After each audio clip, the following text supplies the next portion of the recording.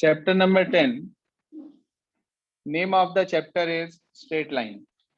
देखो इस चैप्टर के अंदर हमारी जो शुरुआत है वो लास्ट ईयर के काम से है। लास्ट ईयर एक चैप्टर हुआ करता था कोऑर्डिनेट ज्योमेट्री, जिसके अंदर आपको distance formula, section formula, mid point formula ये सब पढ़ाए जाते थे। तो वहीं से ही शुरुआत है इसकी। सबसे पहला टॉपिक इसके अंदर जो आपको पढ़ना है वो है डिस्टेंस फार्मूला। साथ साथ नोट करते चलें सभी फार्मूले। मान लीजिए आपके पास दो एंड पॉइंट है एक लाइन सेगमेंट के, ए और बी। ए के कोऑर्डिनेट x1 y1, बी का कोऑर्डिनेट x2 y2। तो ए बी जो डिस्टेंस है वो निकाला जाता है under root of x2 minus x1 whole square plus y2 minus y1 whole square, इसकी हेल्प से। ये फार्मूला आपने चैप्टर नंबर 12 में भी पढ़ा था, बस वहां 3 डायमेंशनल में था, एक्स वाई जेड कोऑर्डिनेट। यहाँ पे सिर्फ एक्स और वाई है। ये वही फार्मूला है जो आप क्लास 10th में पढ़कर आते हैं कि distance between 2 points we have to find. So we apply this formula under root of x2 minus x1 whole square plus y2 minus y1 whole square. दूसरा हमारे पास आता है इसके अंदर सेक्शन फार्मूला। सेक्शन फार्मूले में क्या हुआ करता था, याद करो कि हमारे पास एक लाइन सेगमेंट होती थी जिसके ऊपर एक पॉइंट होता था जो उसे किसी रेशियो में डिवाइड करता था। तो इसके अंदर दो तरह का डिवीजन आता है, एक आता है इंटरनल डिवीजन और एक आता है एक्सटर्नल डिवीजन। इंटरनल डिवीजन क्या होता है, ये मान लीजिए पॉइंट ए बी है एंड पॉइंट, इसके ऊपर कहीं कोई पॉइंट पी है तो वो लाइन के ऊपर आ रहा है, इंटरनली लाई कर रहा है, इसलिए ये इंटरनल डिवीजन कहलाता है। और मान लीजिए कि ये इसको m/n में डिवाइड कर रहा है। ए के कोऑर्डिनेट आपके पास x1 y1, बी के कोऑर्डिनेट आपके पास x2 y2, सी के कोऑर्डिनेट आपके पास x, y। तो जो x का फार्मूला होता है xy का, वो होता है हमारे पास इधर की रेशियो उधर का पॉइंट, मतलब mx2 plus nx1 upon m plus n। ऐसे ही बिल्कुल y का फार्मूला my2 प्लस ny1 और अपॉन m प्लस n। यह आपके पास आया सेक्शन फार्मूला, जिसके अंदर हमने x कोऑर्डिनेट और y कोऑर्डिनेट निकाल लिया, जिसने दी हुई लाइन सेगमेंट को m/n में डिवाइड करा, वो भी इंटरनली। इसके बाद हमारे पास आता है एक्सटर्नल डिवीजन। ये क्या होता है भाई एक्सटर्नल डिवीजन? जब ये पॉइंट P जो है वो इस लाइन सेगमेंट AB के ऊपर ना होकर इसको प्रोड्यूस करने के बाद कहीं पर मौजूद है, P पॉइंट, A से P तक M पार्ट और B से P तक N पार्ट। तो ये आ गया आपके पास m/n का डिवीजन हो गया। अब इसके कोऑर्डिनेट मान लीजिए वही है x1 y1, इसके कोऑर्डिनेट x2 y2 और P के कोऑर्डिनेट मान लीजिए आपके पास x, y। तो x होता है mx2 minus nx1 upon m minus n, y होता है my2 minus ny1 upon m minus n। वही फार्मूला है सेम टू सेम, बस इसमें दोनों प्लस हैं और उसमें दोनों माइनस हैं। इतना सा अंतर हमारे पास है। इसको हम बोलते हैं सेक्शन फार्मूला, और वो भी कौन सा केस? External division. ठीक है जी, कौन सा केस? External division. इसके बाद हमारे पास आता है अगला मिड पॉइंट फार्मूला। ये कौन सा होता है भाई मिड पॉइंट फार्मूला? मान लीजिए आपके पास एक लाइन सेगमेंट है जिसके दोनों एंड पॉइंट आपको पता है ए और बी। इसका कोऑर्डिनेट x1 y1, इसके कोऑर्डिनेट x2 y2, इसके बीच में कहीं कोई पॉइंट P जो इसे 1:1 की रेशियो में डिवाइड कर रहा है। ठीक है सर, किस रेशियो में डिवाइड कर रहा है? 1:1, मतलब ये दोनों पार्ट इक्वल है, तो आपको P के कोऑर्डिनेट चाहिए। तो इसका फॉर्मूला होता है, याद है किसी बच्चे को क्या होता था, लास्ट ईयर पढ़ा था आप लोगों ने? x1 y1 upon 2। नहीं नहीं, x1 plus x2 upon 2, x2 upon बिल्कुल। और y का formula y1 plus, y2 upon बिल्कुल 2। ठीक, y2 अपॉन 2, इसको बोलते हैं मिड पॉइंट फार्मूला। इसके अंदर इंटरनल केस लगता है सेक्शन का।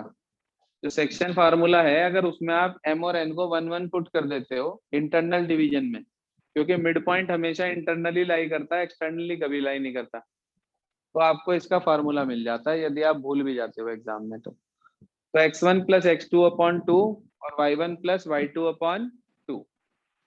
इसके बाद हमारे पास आ जाता है इसके अंदर, इसी टॉपिक में ही एक और चीज आती है, नया फॉर्मूला। वैसे तो ये है क्लास 10th का ही, मगर ये लास्ट ईयर आपके सिलेबस से कट गया था। एरिया ऑफ ट्राइंगल याद हो यदि आपको, एक्सरसाइज 7.3 हुआ करती थी पिछले साल, जिसे टीचर ने ये कह के छुड़वा दिया था कि भाई ये सीबीएसई ने इस बार आपके सिलेबस से डिलीट कर दिया है कोरोना वायरस की वजह से। तो ये जो टॉपिक है एरिया ऑफ ट्राइंगल, कैसे निकाला जाता है एरिया, उसे समझ लीजिए।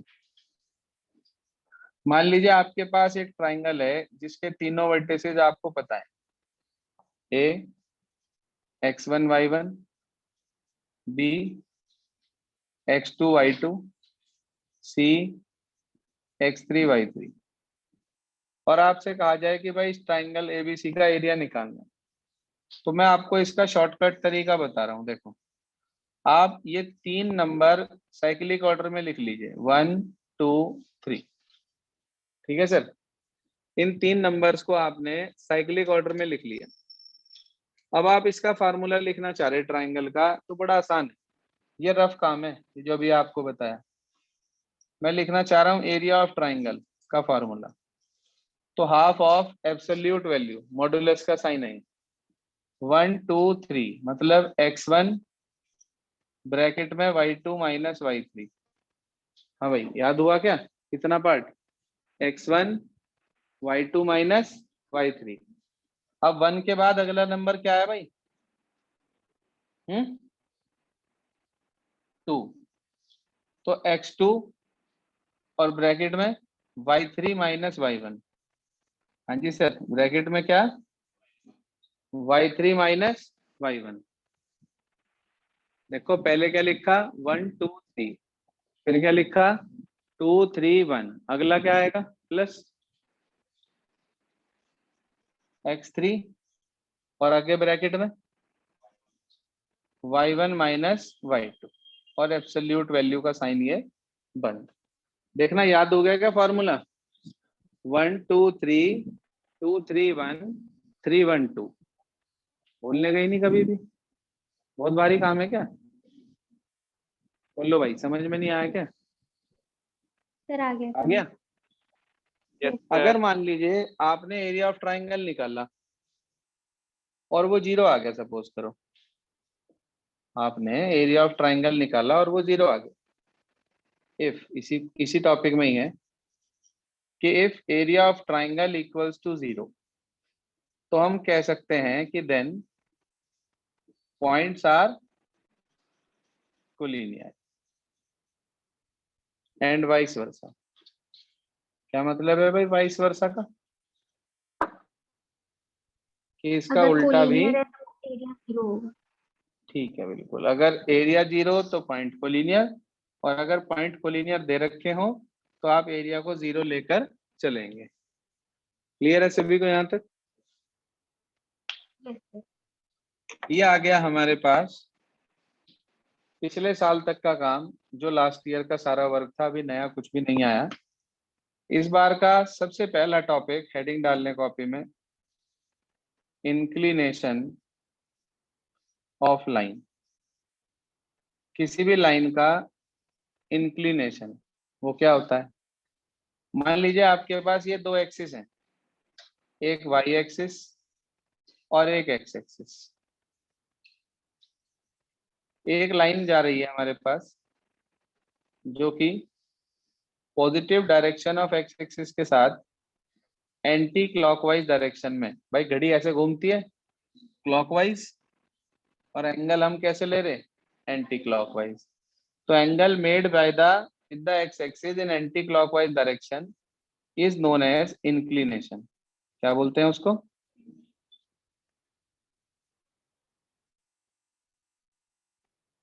इंक्लिनेशन, और थीटा से रिप्रेजेंट करते हैं। ठीक है सर, याद रहेगी बात।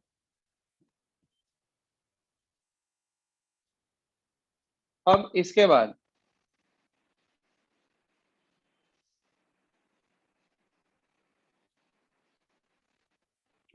अगला टॉपिक जो हमारे पास आता है वो है, इसमें अगला topic slope of line represented by small letter m। Slope of line किससे रिप्रेजेंट करते हैं उसको, स्मॉल लेटर m से। ध्यान दीजिए, ये आपके पास कोई लाइन है जिसका इंक्लिनेशन थीटा है और आप इस लाइन का स्लोप निकालना चाह रहे, तो m का फॉर्मूला होता है टेन थीटा। क्या होता है सर m का फॉर्मूला, टेन थीटा। ये स्लोप आपने वैसे 9th क्लास में भी पढ़ा था, परपेंडिकुलर अपॉन बेस, फिजिक्स के अंदर। फिजिक्स में एक चैप्टर होता था डिस्टेंस वाला, डिस्टेंस टाइम ग्राफ पढ़ा था जहाँ पे आपने, वहाँ परपेंडिकुलर अपॉन बेस को स्लोप कहते थे या ग्रेडियंट, GRADIENT, ग्रेडियंट। तो ये वही है, स्लोप और ग्रेडियंट वही परपेंडिकुलर अपॉन बेस। और ट्रिग्नोमेट्री में आपने पढ़ा कि परपेंडिकुलर अपॉन बेस को टेन कहते हैं, तो इसलिए इसका फार्मूला आता है m = टेन थीटा। अच्छा आप एक बात बताओ मुझे, अगर ये लाइन एक्स एक्सिस के ऊपर आ जाए पूरी, मतलब खुद एक्स एक्सिस हो जाए, तो ये थीटा कितना हो जाएगा,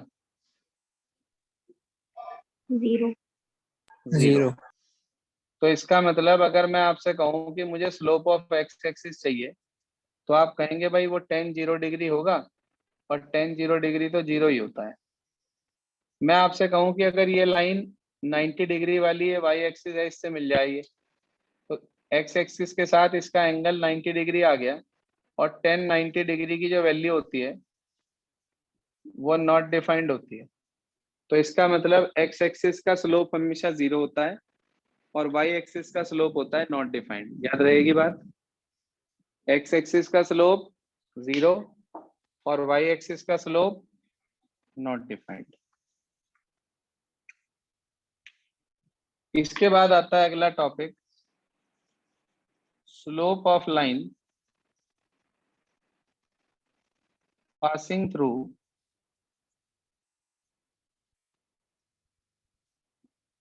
टू पॉइंट्स। हाँ जी sir, slope of line passing through two points, मतलब आपके पास एक लाइन है जो दो पॉइंट से पास हो रही, पहली ए दूसरी बी, पहले पॉइंट के कोऑर्डिनेट x1 y1, दूसरे पॉइंट के कोऑर्डिनेट x2 y2, और आपसे ये कहा जाए कि आपको इस लाइन का स्लोप निकालना है। तो मेरे बच्चे स्लोप का जो फार्मूला होता है टू पॉइंट के केस में, याद रखना y2 - y1 upon x2 - x1 होता है। क्या फार्मूला होता है, y2 - y1 upon x2 - x1, ये फार्मूला होता है हमारे पास। कोई परेशानी इतने तक क्लियर है सभी को। Yes sir. अब इसके बाद नेक्स्ट हमारे पास आता है, इसके अंदर ध्यान दीजिए टॉपिक अगला, angle between two lines. Angle between two lines, दो लाइन के बीच में अगर आपको एंगल निकालना हो जिनका स्लोप आपको पता हो, उनके बीच में मान लीजिए थीटा एंगल बन रहा है। पहली लाइन L1, दूसरी लाइन L2, इसका स्लोप M1 और इसका स्लोप M2। तो इसका फार्मूला होता है, नोट कर लें, tan theta is equals to modulus of M2 - M1 upon 1 plus M1 M2। ये जो थीटा है ये एक एक्यूट एंगल होता है जो यहाँ पर निकलता है। अगर आपको ऑब्ट्यूज एंगल भी निकालना हो इसका तो उसका फार्मूला होता है 180 माइनस थीटा डिग्री। ठीक है सर। भाई दोनों का सम कितना है इन दोनों का? 180 लीनियर पेयर से। तो अगर आप थीटा निकाल चुके हो तो दूसरा एंगल निकालने के लिए 180 में से थीटा को माइनस कर देंगे। मान लो थीटा 30 डिग्री आ गया, मान लो थीटा 30 डिग्री आ गया, तो ऑब्ट्यूज एंगल कितना होगा? 150 में लीनियर पेयर से निकाल लेंगे ना हम, तो आपके पास ये दोनों एंगल आ जाएंगे। कोई परेशानी इतने तक? सर ये सर एक M1 बार M2 क्या है समझा यहाँ दो। पे? एंगल्स क्या बिटवीन टू लाइंस में। क्या सर चीज M1 क्या M2 क्या है? M1 sir M2 M1 are the slope. M से किसे रिप्रेजेंट करते हैं संस्कृति हम? M2 स्लोप को। तो मान लो पहली लाइन का स्लोप M1 है, दूसरी लाइन का स्लोप M2 है, तो ये फार्मूला होता है tan theta is equals to M2 minus M1 upon 1 plus M1 M2 की पॉजिटिव वैल्यू। पॉजिटिव वैल्यू से एक्यूट एंगल थीटा मिल जाता है, और दूसरा एंगल निकालने के लिए हम 180 में से उस थीटा को माइनस कर देते हैं। ठीक है। हाँ जी, क्लियर है बात? Yes sir. क्वेश्चन बताऊंगा इसके ऊपर तो क्लियर हो जाएगा, अभी तो सिर्फ आपको फॉर्मूले लिखवा रहा हूँ। इसके बाद अगला टॉपिक हमारे पास आता है इसके अंदर, कंडीशन ऑफ पैरेलल लाइंस। जी हाँ, मान लीजिए आपके पास दो लाइनें हैं L1 और L2, जिनके स्लोप हैं M1 और M2। तो क्या कंडीशन होती है, ध्यान से सुन लें कि इफ L1 पैरेलल L2, यदि L1 L2 के पैरेलल है तो then M1 is equals to M2। क्या मतलब है भाई? यदि दो लाइन पैरेलल हैं तो उनके स्लोप कैसे होंगे? इक्वल होंगे। पक्की बात? And vice versa. क्या मतलब वाइस वर्सा का? कि अगर अगर इक्वल है तो स्लोप पैरेलल इक्वल, होंगी लाइन। बिल्कुल ठीक, अगर लाइन पैरेलल तो स्लोप इक्वल, और अगर स्लोप इक्वल तो लाइन पैरेलल। ठीक है जी। ये टॉपिक क्लास 12 तक काम करेगा। जो आप स्ट्रेट लाइन पढ़ रहे हो चैप्टर, ये क्लास 12 में भी यूज होगा, इसलिए बहुत ध्यान से समझना इसको। ये थी हमारे पास कंडीशन ऑफ पैरेलल लाइंस। इसके बाद आगे चलते हैं। अगला टॉपिक हमारे पास आता है condition of perpendicular line. Condition of perpendicular lines. Sir मान लीजिए कि आपके पास दो लाइंस हैं जो एक दूसरे पर परपेंडिकुलर हैं, 90 डिग्री के एंगल पर है। पहली लाइन L1 जिसका स्लोप M1, दूसरी लाइन L2 जिसका स्लोप M2।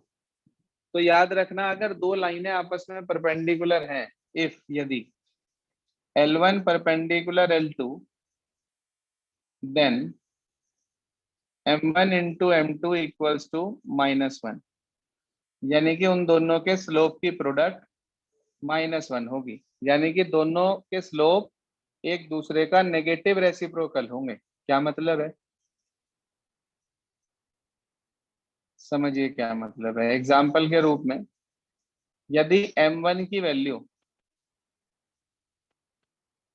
-2/3 है एंड लाइंस आर परपेंडिकुलर, तो इसका मतलब M2 का जो स्लोप होगा वो इसका नेगेटिव रेसिप्रोकल होगा। नेगेटिव रेसिप्रोकल का अर्थ होता है कि एक तो साइन चेंज हो जाएगा, प्लस है तो माइनस, माइनस है तो प्लस, और साथ साथ टर्म का रेसिप्रोकल हो जाएगा। तो आप मुझे बता सकते हो M2 की वैल्यू कितनी निकलेगी?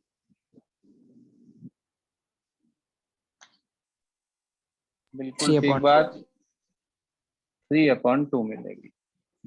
एक तो साइन चेंज होना है, प्लस है तो माइनस, माइनस है तो प्लस, और एक इस नंबर का रेसिप्रोकल। अब आप इन दोनों की मल्टीप्लाई करके देख लो, हर हालत में आपको -1 मिलेगा। करके देख लो चाहे मल्टीप्लाई। इसका मतलब ये हुआ कि अगर दो लाइनें परपेंडिकुलर हैं तो उनके स्लोप्स एक दूसरे का नेगेटिव रेसिप्रोकल होते हैं। याद रहेगी बात। if two lines are perpendicular then their slopes are negative reciprocal of each other। लिखना चाहो लिख लो कहीं को ये बात।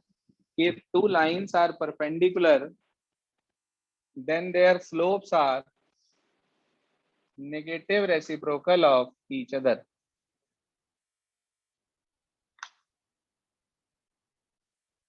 अगला है हमारे पास कंडीशन ऑफ कोलिनियरिटी। कोलिनियर शब्द से बना है कोलिनियरिटी।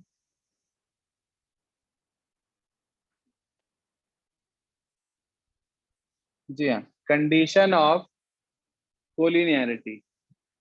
3 पॉइंट ए बी और सी कोलिनियर सिर्फ और सिर्फ तब कहलाते हैं जब उन तीनों में से कोई भी दो लाइन सेगमेंट ले लो। भाई 3 पॉइंट एक कोलिनियर एक लाइन में कब होंगे? जब ए बी का जो स्लोप है वही बी सी का स्लोप हो जाए, या कह लो वही ए सी का स्लोप हो जाए। तीनों लाइन, इसका मतलब वो तीनों स्ट्रेट लाइन में हो जाएंगे। तो आप क्या कंडीशन लिखेंगे कि 3 points A, B and C are said to be collinear, कब?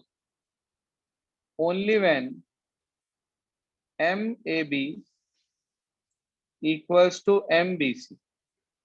मतलब AB का स्लोप अगर BC के स्लोप के इक्वल होगा तो हम कहेंगे कि पॉइंट्स कोलिनियर हैं, नहीं तो पॉइंट्स कोलिनियर नहीं। ठीक है सर। ये आपके पास बेसिक फंडामेंटल खत्म होता है यहाँ पर एक्सरसाइज नंबर 10.1 का। सबसे पहले देखिए एग्जाम्पल नंबर 1 क्या कहता है। जी हाँ, example number 1 chapter number 10 page number है 207। कह रहा है पहले पार्ट में क्वेश्चन है find the slope of the line. First part में कह रहा है पासिंग थ्रू द पॉइंट 3 -2 -1 4। बच्चे दो पॉइंट आपको दे रखे हैं x1 y1 और x2 y2। कैसे निकालेंगे स्लोप? क्या फार्मूला बताया था आपको अभी मैंने? y2 minus y1 upon x2 minus x1। बिल्कुल ठीक बात। सेकंड पार्ट में भी यही लगेगा, थर्ड पार्ट में भी यही लगेगा। फोर्थ पार्ट में कह रहा है making inclination of 60 degree with the positive direction of X axis. Theta दे दिया 60 डिग्री, स्लोप मांग रहा है। क्या फार्मूला भाई जब थीटा पता हो? m equals to tan theta. बिल्कुल ठीक बात। थीटा 60 है तो tan 60 की वैल्यू √3, आंसर आ गया √3। ये स्लोप हो गया। इसके बाद एग्जांपल नंबर 2 देखिए।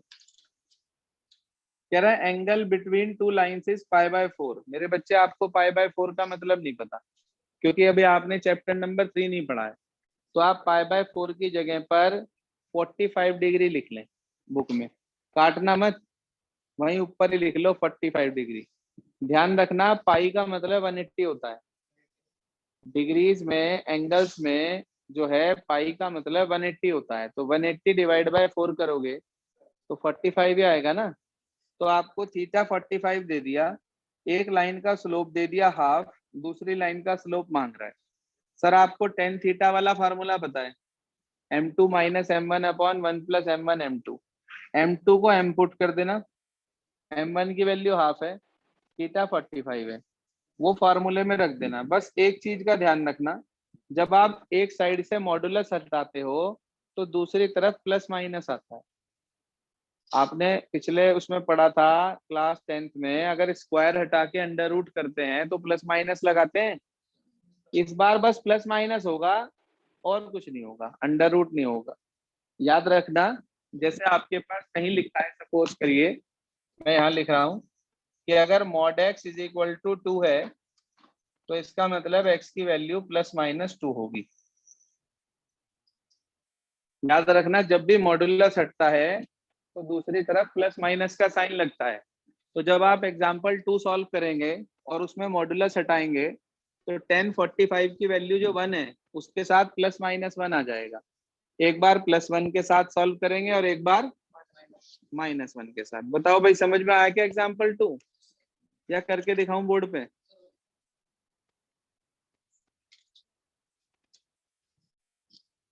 अगले में कह रहा है line through the point this and this is perpendicular to the line through the point this and this. अच्छा, वो कह रहा है x की वैल्यू निकालो। यार एक बात बताओ, पहली लाइन पे 2 पॉइंट दे रखे हैं, स्लोप निकाल सकते हैं?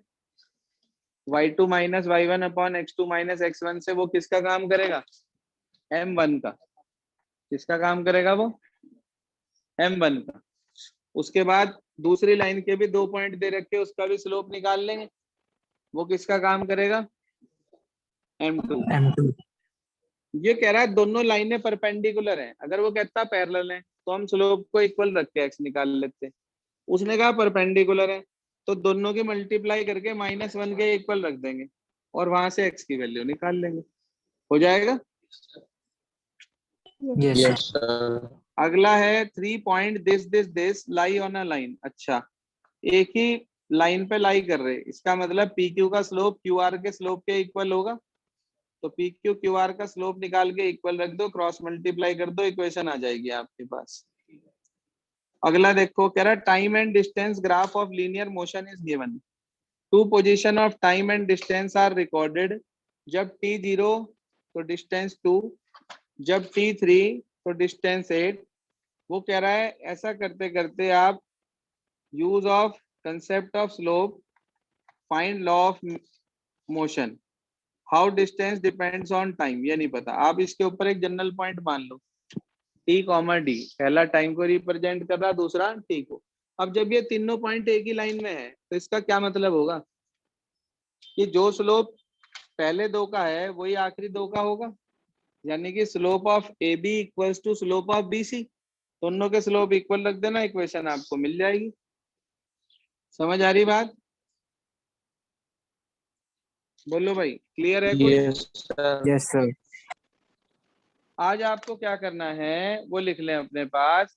आज आपको एक्सरसाइज नंबर 10.1 ट्राई करनी है पूरी। लिख लें, try exercise number 10.1 with examples.